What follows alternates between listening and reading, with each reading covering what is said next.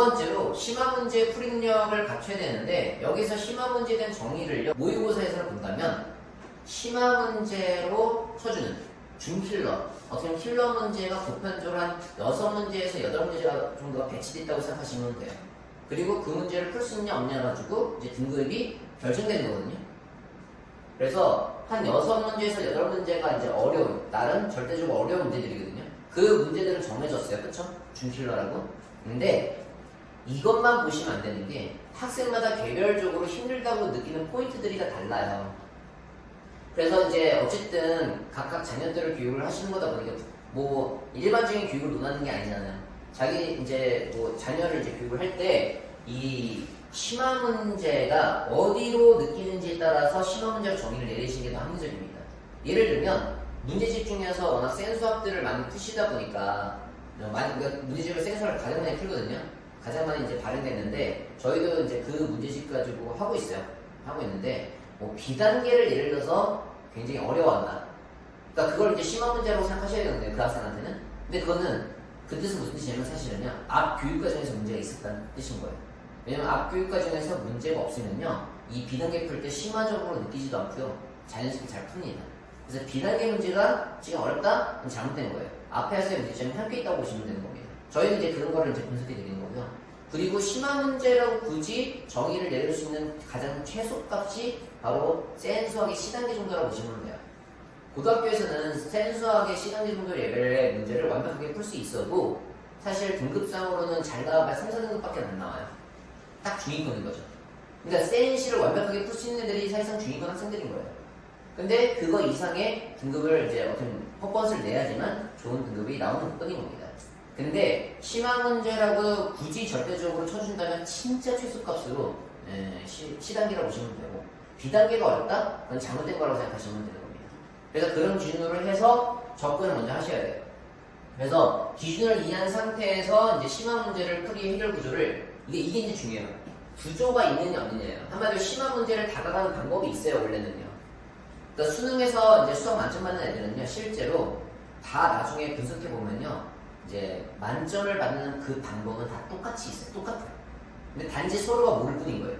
저희는 이제 분석하는 사람들이다 보니까 이게 이제 어떻게 학생들이 이 고난이도 문제를 풀이를 접근하는지 다 알고 있거든요. 그래서 그런 거를 저희는 처음부터 교육을 하는 거예요.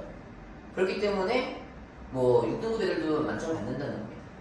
그래서 심화 문제는요 그 풀이하는 그 방법 있죠.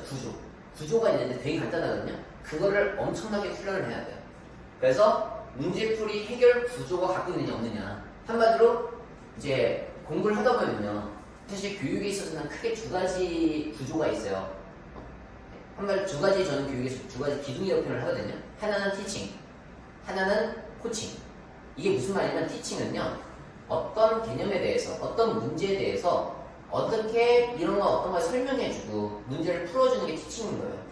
컨텐츠와 관련돼서 학생들한테 정보를 제공해주는 게 티칭이라고 보시면 됩니다. 한마디로 지금 인간 강사들, 일반적인 학원 강사들이 그런 역할을 하고 있죠.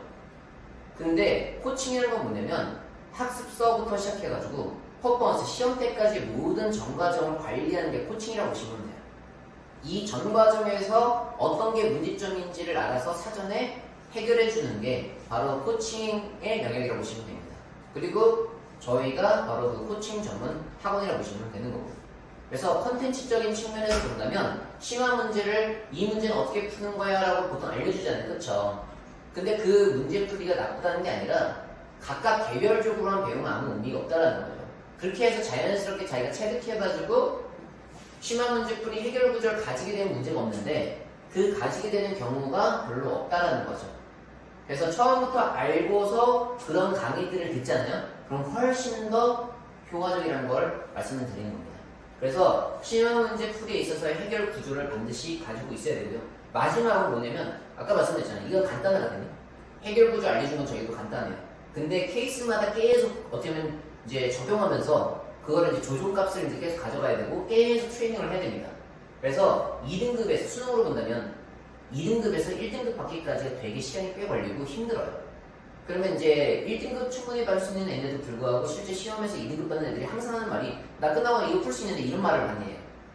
아, 이 문제 풀 수 있었는데 막 이런 얘기를 많이 하는데 이유는 뭐냐면 시간 내에 푸는 거에 대해서 훈련되어 있느냐 아니냐라고 말씀드렸잖아요. 문제를 풀 수 있느냐 없는 건 아니라. 그래서 그 훈련의 어떻게 하면 반복, 그 구조를 생성할 수 있느냐 없느냐가 전부라고 말씀을 드립니다. 그래서 여기까지 가져야지만 이제 사인권이 되는 거예요.